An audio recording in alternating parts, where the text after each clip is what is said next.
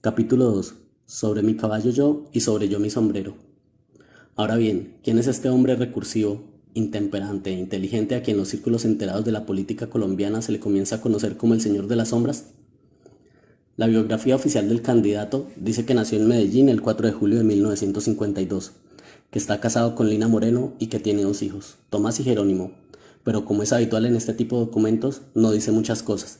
No dice, por ejemplo, que es hijo de don Alberto Uribe Sierra, un paisa común, pero no un paisa corriente. Antes de haber sido asesinado en un asalto que algunos, entre ellos el candidato, atribuyen a las FARC y otros a ajustes de cuentas del narcotráfico, don Alberto tuvo tiempo de hacerse a algunas singulares. En el libro Mi vida en el mundo de los caballos, donde Fabio Shoa, el grueso jefe del clan, rinde homenaje a sus amigos caballistas y que, dado su estilo, evidentemente fue escrito por él, se le ve como era, con su corrosca típica, su actitud arrogante y, valga la paradoja, su gesto desaliñado. La fotografía lo muestra en una justa de caballos donde fue juez junto a Juan José Quintero y a Ricardo Gaitán Ospina. Para alguien no iniciado en este tipo de lenguajes y de actitudes es prácticamente incomprensible los que escribe Ochoa. El documento que sigue conserva su redacción, ortografía y puntuación originales. Gran juez, aficionado de tiempo completo, chalán como ninguno y transmite como Danilo. Las arrienda, las muestra y las disfruta. Yo lo crié y fue mi discípulo en la pesebrera Ayacucho, pero se la pasó al maestro y le enseña al padre a ser hijos. Gran comerciante, sufrido, de muchos altibajos, mis triunfos, mis derrotas, pero ahora sí se le montó a la vida y le robó el amor a las mujeres. De una habilidad sorprendente, con quien él se engancha lleva la peor parte, pero con honradez, y si no que me pregunten a mí, ya que me mandó la vaca. Parece machorra, bohemia y declamador. Ha tenido maravillosas bestias, verbo y gracia. La Castilla no la he vuelto a ver mejor. Petrarca, La Postal, Dulcinea, Cherezada, Mambrino, Tani, Medusa, etcétera, etcétera, que con su esposa Laurita y sus hijos las han lucido muy bien y han adornado todas las ferias. Ha tenido mulas famosas, como la zarzamora, que se las cogió a don Chepe Rojas en una partida de 200 muletos en Girardot. Él mismo la arrendó y fue la mejor. No tiene casi ojo el pobrecito, qué tal que tuviera. Irónico como ninguno. Una noche en Armenia le dijo Alfredo Millar: ¿Usted cuando estaba juzgando tal competencia fue que no vio tal caballo que no le dio premio? Contestó: Sí, yo sí lo vi, y mientras más lo veía, más me chocaba el hijo de puta. Alberto Uribe debería ser el ministro de Agricultura de por vida, pues este sí ha palpado, vivido y sufrido los problemas del campo, la reforma agraria, la violencia, etc.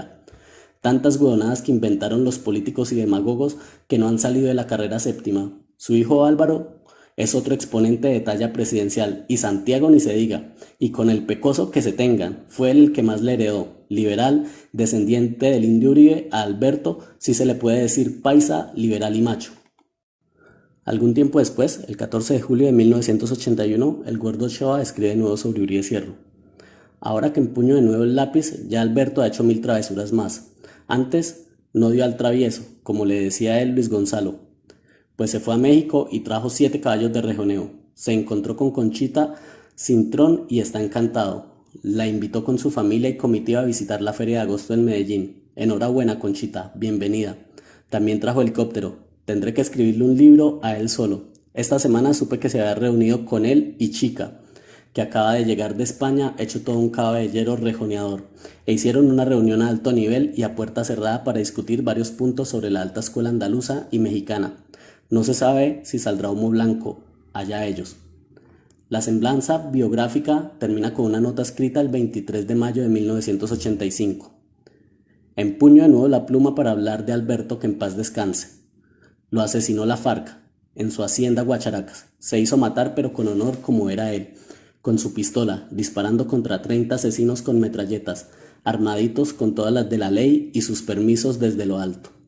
Dios los guarde y les perdone, qué dañito hicieron, y ver que no ha faltado mandamás, vacas sagradas intocables que viven del gobierno, sus coyunturas y sus roscas de por vida, que dicen que esto fue un ajuste de cuentas. Estos hijueputas son más bandidos que los que lo asesinaron. Y ahí están algunos de los elementos esenciales para su biografía: caballos, helicóptero, bohemia, el amor de las mujeres, su esposa Laurita, Darío Chica, sus hijos, el que más le heredó y el de la talla presidencial. y en el fondo el gordo Ochoa, árbitro y señor de estas vidas, estas honras y estas haciendas. Antes de que se supiera que el clan era el clan y que la Margarita del Ocho le pertenecía, Bogotá entera desfiló por los comedores de ese restaurante, donde se vivía un ambiente rural tan caro a una ciudad atildada que sigue siendo campesina. Y allí, en una fotografía enorme colgada de una pared en el fondo, se veían las siluetas inconfundibles de un hombre bajo y grueso vestido a la manera de la Antioquia tradicional, con su carriel, su corrosca y su zurriago con sus 3 hijos varones, rodeando a un mozalbete flaco y descolorido, extraviado en medio de esa abundancia de carnes y tanta sonrisa y socarronería. Una foto que bien hubiera podido ser un botero de Fabio Ochoa y de sus hijos alrededor del hijo de su amigo Alberto, el que tiene talla presidencial y que, según parece, acaba de posesionarse como alcalde de Medellín o de algo por el estilo. Pero esa fotografía desapareció misteriosamente. Debe estar en algún rincón a la espera del momento preciso en que podrá volver a ver sus fueros. Como estarán, pero al revés, las que fueron decomisadas con iguales y semejantes protagonistas en las operaciones Milenio y Nueva Generación, o las que guardan otra vez al derecho las viejas matronas antioqueñas, que todavía existen escondidas en alguno de esos álbumes de lenguajes secretos con sus magnolias amarillas y sus recuerdos útiles para curar la tos y la tristeza. Pero también debe haber otra serie de fotos tomadas posiblemente en Laureles, el barrio bien, pero no tan bien como el Poblado. Por ese entonces, las familias de Laureles eran de clase media y tenían que luchar a brazo partido contra la irrupción de los dineros de la mafia, que comenzaban a desbaratar muchas economías domésticas. Una de esas familias era la de Uribe Vélez. Ellos vivían en el segundo piso de una casa alquilada en la Circular 77, sometidos a los vaivenes del padre que le debía plata a medio mundo, pero que era honorable, hasta que un día, cansado de la persecución de sus acreedores y de la indecisión de las muchachas a quienes cortejaba con entusiasmo, provocada por la poca capacidad económica del pretendiente, cortó de raíz con sus problemas y apareció de la noche a la mañana con una ostentación de menterijillas, hecha de casa elegante, hacienda en cada departamento, caballos de lujo y helicóptero como medio de transporte. Que cómo hizo es un misterio al que aún no se le ha dado cabal respuesta, pero que el candidato ha prometido aclarar en breve. En la entrevista que le concedió El Tiempo el 21 de abril de 2002, dijo que él respondía por mi padre, por mi madre, por mis hermanos, por mis hermanas, por mi mujer, por mis hijos y por mí. Y añadió, ¿cree que de otro modo me hubieran elegido 3 veces senador y gobernador de Antioquia? ¿O que me hubiera atrevido a manejar tantos temas controversiales? Yo me he arrimado a la candela. Y claro que se ha arrimado a la candela, con indudable habilidad. Uribe Vélez reconoce que era amigo de los Ochoa. Sí, le responde Al Tiempo en la misma entrevista, cuando el periódico le interroga alrededor de sus vínculos con Jorge Luis, Juan David y Fabio Ochoa. Tuvimos amistad por los caballos, era amigo de ellos. Eso lo publicó muy bien la revista Semana. Es todo lo que tengo que decir y ahí están ellos, los Ochoa, para que les pregunten. Entonces, si se le ponen de prestes las corridas en las que participaba Alberto Uribe, una de ellas a beneficio de Medellín sin tugurios, el programa de vivienda de Pablo Escobar, la respuesta del candidato es ambigua. Es posible, no lo negaría. Mi papá era caballista, sabía manejar caballos de paso y rejonear en caballos portugueses. Ejerció ese oficio toda su vida. La última vez que lo acompañé fue a Manizales a un festival que hizo para las damas grises. Hacía obras de beneficencia con eso. Le encantaba e iba a todas las corridas, pero no hubo ninguna amistad con Escobar. Lo de los Ochoa era muy distinto. No fue que él se volvió amigo de ellos, sino que mi papá, de 5 o 7 años, andaba a caballo con don Alberto Ochoa, que era bisabuelo de estos muchachos. ¿Cree, le pregunta Al Tiempo, que fue por la corrida benéfica que Medellín sin tugurios publicó uno de los avisos de condolencia el día que asesinaron a su padre? Me vengo a enterar, contesta. Nunca quise ver los periódicos, ni el cadáver de mi papá, ni las noticias de los diarios. Explica eso, insiste el periódico, el episodio de que Pablo Escobar envió su helicóptero a rescatar a su padre y que inclusive, asegura El Mundo, usted obtuvo un permiso especial para que el aparato pudiera volar después de las 6 de la tarde. A mi padre lo asesinaron las FARC el 14 de junio de 1983, casi a las 6 de la tarde. Él llegó a la finca Guacharacas, en donde no tenía sino amistad con los campesinos, y llegan las FARC, 12, 14 tipos con fusiles. Él se atrincheró y comenzó a disparar. En el intercambio de balas lo mataron. A mi hermano Santiago lo hirieron. A mi hermana María Isabel, quien iban a secuestrar, la escondió una maestra. Sin embargo, hay un libro de la guerrilla en Europa que dice que allá nosotros teníamos una base paramilitar. Yo estaba casi llegando a la Universidad Autónoma Latinoamericana. La primera información que me llegó fue que mi hermano Santiago estaba gravemente herido y que mi hermana María Isabel estaba secuestrada. En esa tragedia familiar, ¿qué hace uno? Desesperadamente, mire, llamen a Helicol, al primer helicóptero que haya, por Dios. Me monté casi de noche en el primer helicóptero que consiguieron y no pudimos aterrizar para rescatar a mi hermano. Tuve que regresar a Medellín e irme por tierra. El periódico El Mundo dijo al otro día que el helicóptero era del hacendado Pablo Escobar. Pues bien, no tuve relación Escobar ni cuando se usaba.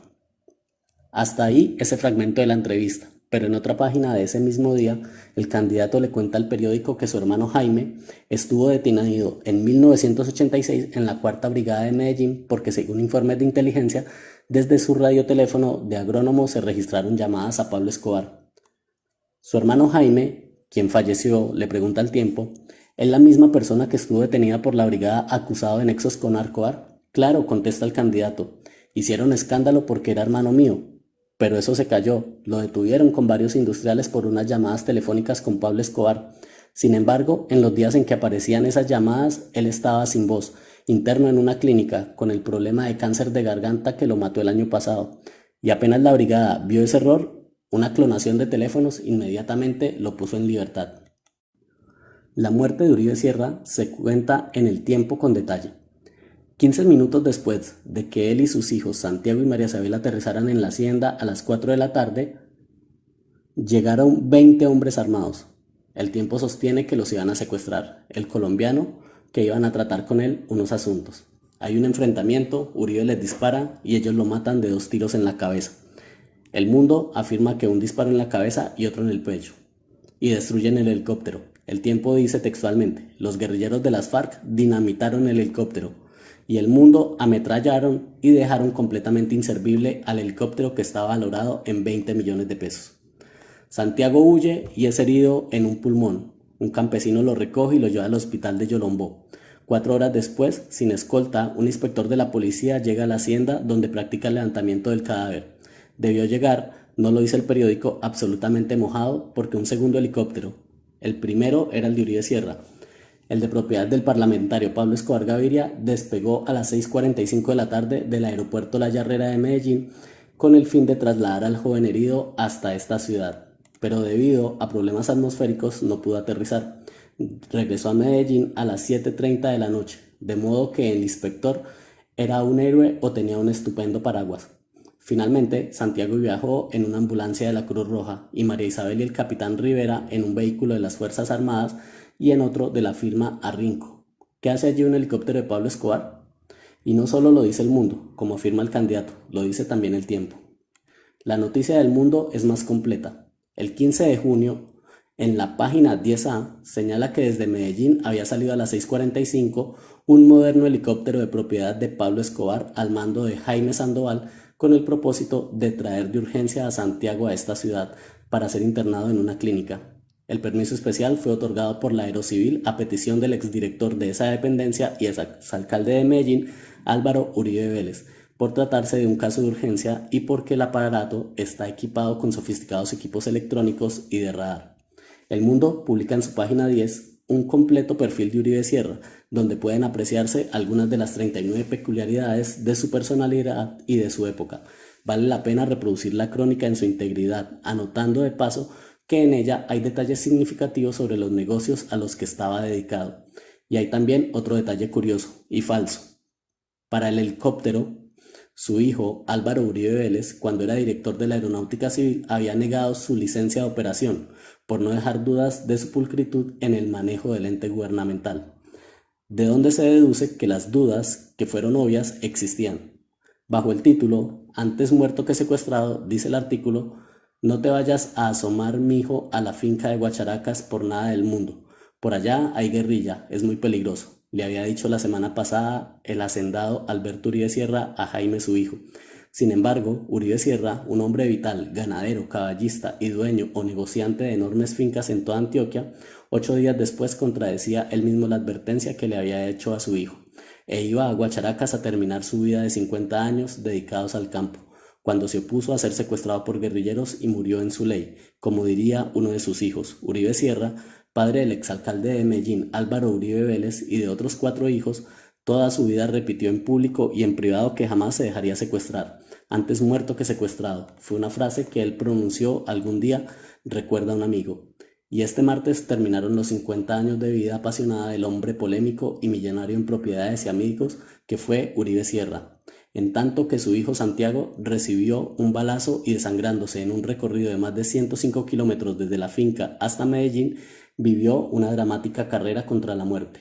El martes, Uribe Sierra comenzó el día común y corriente, en su oficina, con los trabajos y negocios que lo habían convertido desde tiempo atrás en uno de los más conocidos hombres de negocios de Antioquia.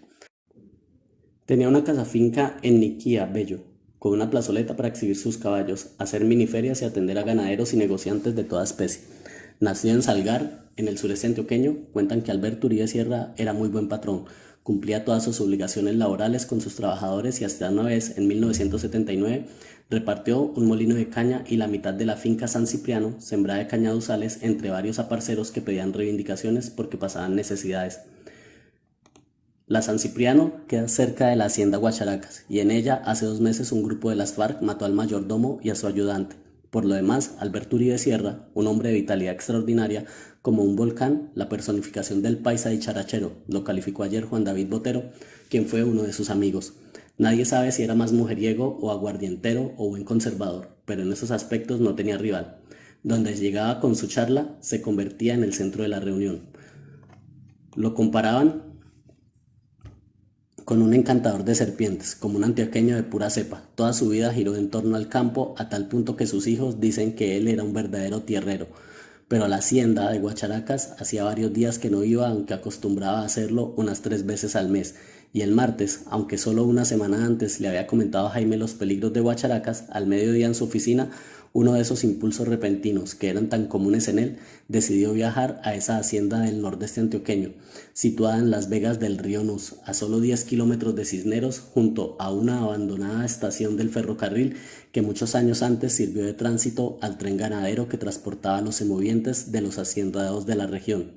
Él había sido un buen chalán, recorrió toda Antioquia y buena parte de Colombia a caballo, pues ese era uno de sus hobbies predilectos y cuando había puentes festivos acostumbraba a salir con grupos de amigos a cabalgar por montañas duras. Había participado en una cabalgata que desde Medellín fue a Manizales y volvió durante una feria de esa ciudad, pero sus viajes a las fincas los hacía en helicóptero, el mismo para el cual su hijo Álvaro Uribe Vélez, cuando era director de la Aeronáutica Civil, le había negado su licencia de operación, por no dejar dudas sobre su pulcritud en el manejo del ente gubernamental. Así que el martes, Alberto Uribe Sierra hizo equipar la aeronave e invitó a su hija María Isabel, de 24 años, y a Santiago, de 27. Él, en oportunidades, manejaba el helicóptero, pero esta vez llamó a su piloto de plena confianza, Bernardo Riveros. Un amigo de la familia, Felipe Vaquero, también fue invitado a la imprevista visita, pero a última hora, a las 2:30 de la tarde, ya a punto de abordar el aparato, desistió de su viaje porque había olvidado que esa tarde tenía que hacer aquí unos asuntos importantes. Fue como una corazonada, porque se libró de lo que pasaría antes de 2 horas, y el helicóptero se encumbró sobre el cañón del valle de la Urrá hacia el norte. Además de la incursión en la finca San Cipriano, las guerrillas de las FARC, también hace algunos meses, se habían tomado a Providencia, un corregimiento de la zona, situado a media hora a pie de Guacharacas. Todo el mundo por esos lados sabía que la guerrilla andaba en la región y algunos hacendados habían llevado oficiales del ejército para mostrarles los puntos por donde se desplazaban los alzados en armas y comunicarles su preocupación por lo desprotegida que estaba la zona en cuanto a ejército y policías. Incluso habían enviado una carta al procurador pidiéndole sus buenos oficios para que las Fuerzas Armadas dieran seguridad a la región. Pero por motivos que los hacendados desconocen, el problema siguió igual. Uribe Sierra vivía tan inmerso en ese mundo de negocios que, relataba un amigo, hoy podía tener 23 fincas o 10 y amanecer mañana con 41. En el momento de su muerte se dice que tenía a nombre suyo 15 fincas, bien fuera propias o en negocio. Vivía consiguiendo dinero con agiotistas hasta el 4 o 5% para invertir en tierras, comprar y montar haciendas, conseguir mayordomos y trabajadores, además de caballista, rejoneador y ganadero. En cuanto al sector agrícola, era panelero, bananero y cafetero, con lo cual se ve claramente que sus negocios abarcaban todas las regiones ricas del departamento.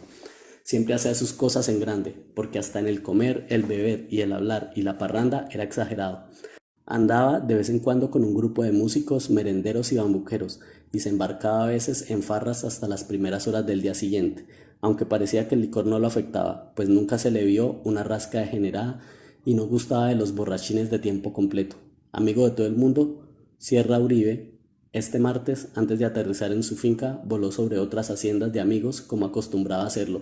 Estuvo varios minutos sobrevolando esas propiedades ajenas hasta que alrededor de las 4 de la tarde aterrizó su helicóptero a solo 100 metros de la casa de Guacharacas, una vivienda campesina reformada con sus piezas amplias, sus balcones y sus cuartos para avios y zurriagos. El hacendado se sentó en un banco en el corredor a conversar con su hijo Santiago. Su hija se entró a la casa y el piloto Rivero se recostó sobre uno de los bultos en un granerito al lado de la casa, con intención de pegar los ojos por unos minutos. Pensaban regresar a Medellín antes de comenzar a caer la tarde porque Uribe Sierra no acostumbraba a quedarse durmiendo en su finca por temor precisamente a la guerrilla que ya le había enviado boletas en numerosas ocasiones. Fue a las 4:15 de la tarde cuando padre e hijo vieron que venían corriendo un trabajador de la finca y trae dos hombres uniformados con cachuchas. El ganadero gritó «Las FARC». El piloto anotó que están perdidos. En tanto que María Isabel subió al segundo piso, dentro de la casa también estaba una maestra. Todos, piloto, ganadero e hijo, entraron a la vivienda corriendo. Uribe Sierra dijo, yo no me entrego. Los insurgentes gritaron que salgan, que no les vamos a hacer nada, y se tomaron la puerta. Uribe Sierra, quien nunca tuvo un guardaespaldas, pero sí se mantenía armado, sacó el revólver para enfrentarse a los insurgentes, pero estos lo acribillaron de 2 balazos, uno en el cráneo y otro en el pecho. El hijo Santiago también abrió fuego desde el segundo piso, en el último esfuerzo por defenderse de los alzados en armas, pero al ver que su padre caía muerto y que era imposible llevarlo más al interior de la casa, decidió escapar en forma angustiosa por la parte trasera de la casa. Mientras tanto, María Isabel y el piloto Riveros esperaban llenos de terror agazapados en un rincón de la casa. Los guerrilleros persiguieron a Santiago. Él se arrojó al río y logró cruzarlo. Los alzados en armas dispararon en numerosas ocasiones y de todas las balas, una lo alcanzó en la espalda por un costado y le salió por un lado del pecho, rozándole un pulmón. Quedó malherido a la orilla del río. 2 guerrilleros llegaron hasta el sitio. Él pidió que no lo mataran, que ya con ese balazo tenía para morir, que solo era un comprador de ganado sin vínculos familiares con el hacendado que iban a secuestrar. Los 2 hombres comentaron que se perdió el viaje y se marcharon. Se unieron a los otros 10 o 12 que estaban cerca de la casa. En total eran unos 14 o 15. Gritaron que saliera el gordito de bigote, haciendo referencia al piloto. La maestra que estaba en la casa fue la única que salió y le suplicó a los guerrilleros que se fueran, pues allí adentro no había nadie. Los hombres como que se convencieron, ametrallaron y dejaron completamente inservible el helicóptero que estaba valorado en 20 millones de pesos, y viendo que no habían logrado nada, se marcharon en forma apresurada. El drama siguió para Santiago. Herido, salió a una carretera hasta que cogió un camión y lo llevó a la estación Sofía. En vista de que en Yolombó estaba el mejor hospital cercano, desde Sofía hasta ese municipio lo llevó un vehículo particular. En Yolombó recibió las primeras atenciones. De otro lado, en la capital antioqueña, era conocida la noticia de la incursión y se sabía que Santiago estaba herido. El hijo del ganadero muerto, exalcalde Álvaro Uribe Vélez, en un helicóptero moderno del hacendado Pablo Escobar, viajó a la zona después de conseguir un permiso especial de la aeronáutica para que lo dejaran salir del aeropuerto La Yarrera después de las 6:30 de la tarde. Por mal tiempo, fue imposible aterrizar en Yolombó. Cuando volvieron a Medellín, en el aeropuerto, al exalcalde Uribe Vélez le comunicaron la infortunada noticia de la muerte de su padre. Se organizaron 2 ambulancias, una de la Cruz Roja y otra de la Defensa Civil, que fueron encaminadas hacia Yolombó acompañadas de una caravana de vehículos particulares con familiares y amigos de las víctimas. De Yolombó despacharon al joven herido y en Cisneros se le hizo una transmisión de sangre porque estaba muy mal y se pasó a una ambulancia de la Cruz Roja. Después de las dramáticas horas llegó a Medellín alrededor de las 3 de la mañana y fue atendido en una clínica particular y salvado del peligro de muerte. Ayer se recuperaba satisfactoriamente. El cadáver del hacendado Uribe Sierra fue traído también en la madrugada de ayer a Medellín. Su muerte, mientras tanto, despertaba reacciones de dolor y rechazo en los distintos círculos de Antioquia.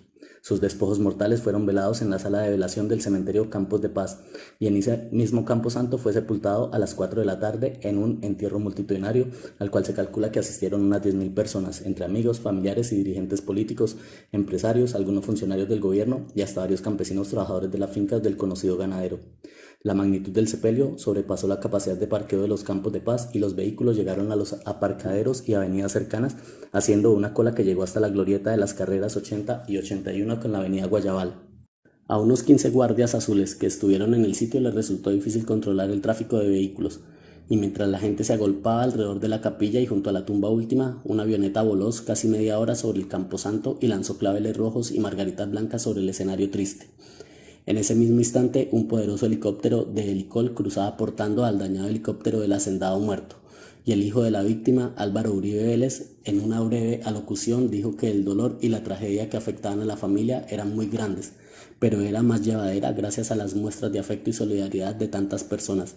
Alguien entre la multitud pidió un aplauso, y hubo gente que aplaudió. Resultaba extraño ese palmoteo en un cementerio, pero es que a Alberto Uribe Sierra, el hombre dicharachero y alegre, se le podía hacer una despedida inusual.